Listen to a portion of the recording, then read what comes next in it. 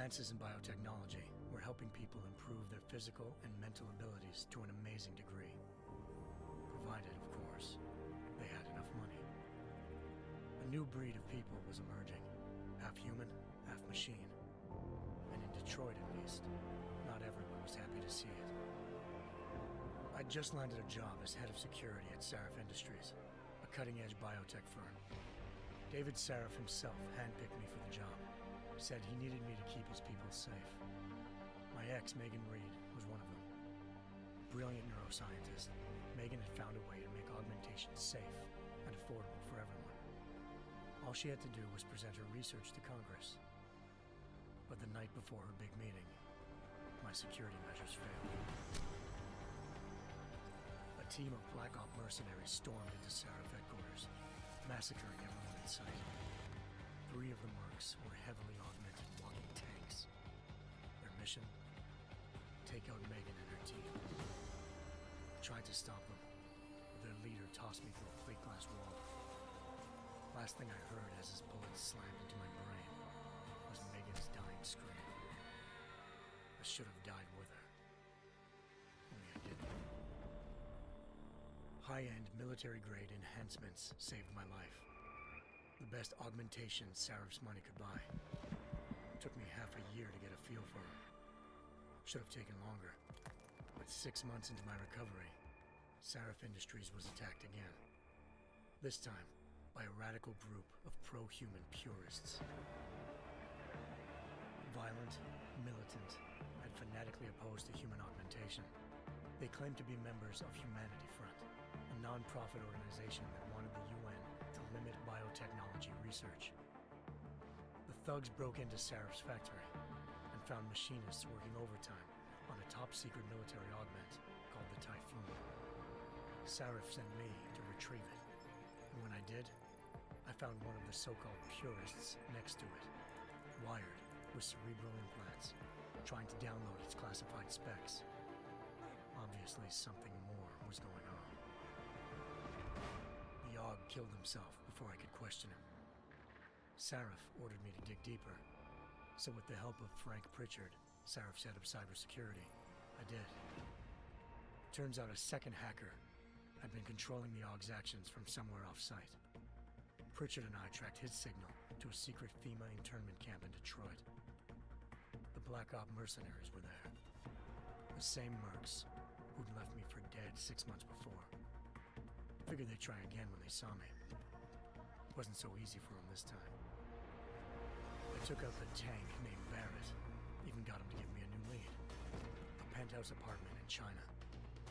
Of course, we both knew it would be a trap in the end.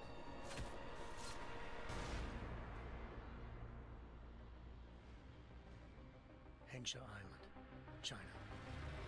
Home to a city so crowded, they had to build a second city on top of it. Trying to find clues in Hengsha wouldn't be easy. Lucky for me, I wasn't alone.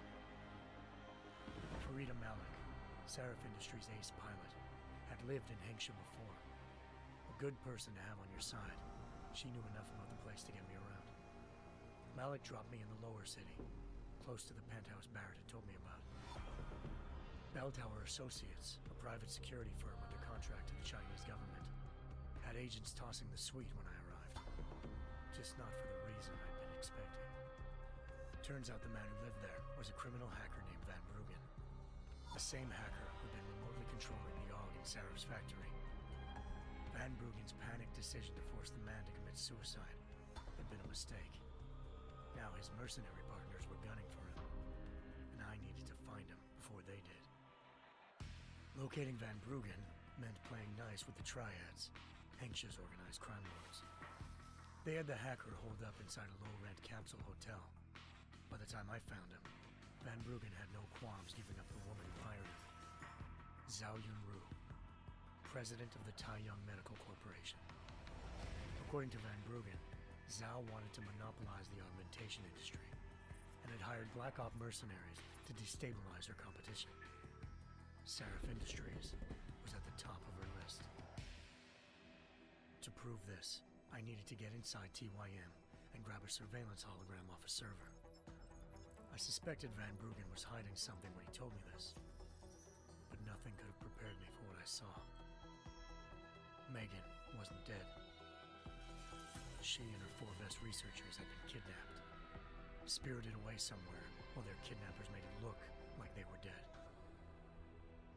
Desperate to learn more, I confronted Zhao in her penthouse.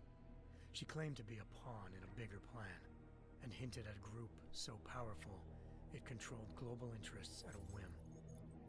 Then she slipped into a panic room and hit the alarm, forcing me to make a very quick exit.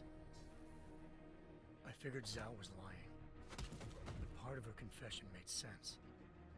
David Sarif had been worried about his people.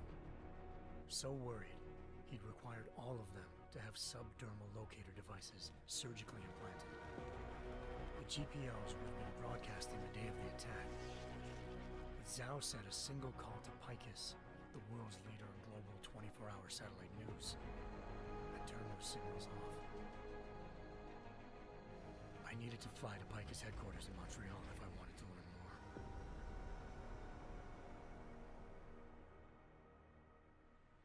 Eliza Cassan, Picus Communications' First Lady of News. Malik thought I was reaching when I told her Eliza was involved in this. The world's most famous news anchor, working with a mercenary hit squad. But when I confronted Cassan in her office, she freely admitted to jamming Detroit satellites the night Megan's team had been taken. Said she's just been following her commands. I suspected she wanted to say more. But Black Op mercenaries showed up looking to shut us both down. And just like that, the Eliza I'd been talking to disappeared. The mercs were led by an augmented killer I'd crossed paths with twice before. Fedorova, a woman who'd made silence her best friend. She waited for me to track Eliza's transmission to a secret server room underneath the Picus complex, then jumped me from behind. A deadly fight ensued. I made sure she never moved silently again. With Fedorova down, and no one left to keep Eliza quiet, she reappeared. Turns out Picus's First Lady of News wasn't a lady at all. She was a sophisticated AI program, engineered to monitor data streams and control what people believed. Eliza told me the mercs had brought in a Humanity Front doctor named Isaiah Sandoval to remove the scientist's implanted tracking devices while Detroit's satellites were down. She also told me to speak to David Sarif if I wanted to learn more. By the time Malik and I got back to Detroit, tensions between normal and augmented citizens had reached a flashpoint. Riots were breaking out in several cities, and the UN was being urged to intervene. Sarif was trying hard to convince Hugh Darrow, the inventor-turned-philanthropist who'd once been a leading proponent of enhancement technologies, to help stop a possible regulatory vote. Sarif had a lot riding on Darrow. Megan's discovery would have given millions of people the chance to evolve beyond their normal human abilities, and at the same time catapulted Sarif Industries to the top of the Fortune 500. According to Sarif, Megan's kidnappers knew this, and didn't want people evolving unless they controlled how it was done. He called his enemies Illuminati, and urged me to keep searching. Determined to do so, I tracked down Sandoval via America's most outspoken augmentation opponent, Bill Taggart, Sandoval's boss and founder of Humanity Front. Sandoval admitted to operating on Megan's team when I confronted him, but said he hadn't removed their GPLs. He'd merely switched them to a different frequency. Pritchard was able to trace one of the signals to China. Malik and I immediately took off in pursuit. Unfortunately, the Illuminati were one step ahead.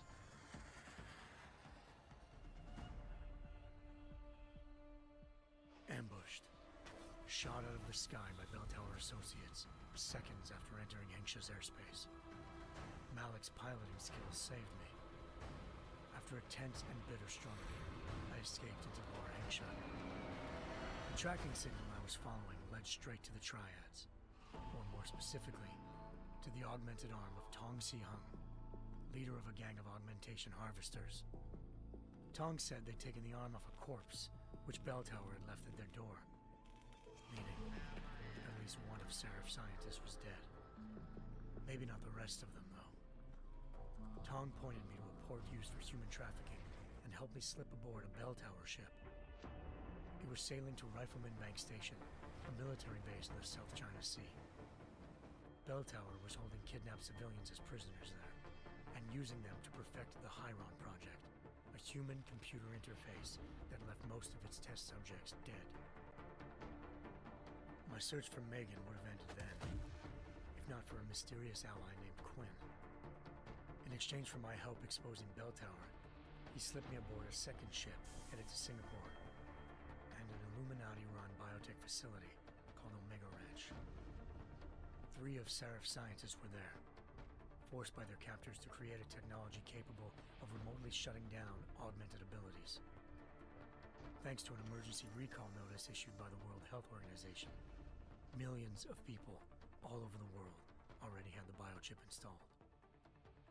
With the help of the scientists, I tracked Megan to a private section of the ranch. There, I ran into Yaron Namir, the walking tank who'd put a bullet in my brain the first time we met. He'd teamed up with Zhao and was hoping to catch me off guard. But their little ambush didn't work. I found Megan in a suite belonging to Hugh Darrow, the billionaire philanthropist who'd Serif had called on for help. Darrow had convinced her to go along with the biochip plan by promising to sabotage the tech. As she was explaining this, Darrow appeared in a global broadcast, telling the world that augmentations would be the death of mankind.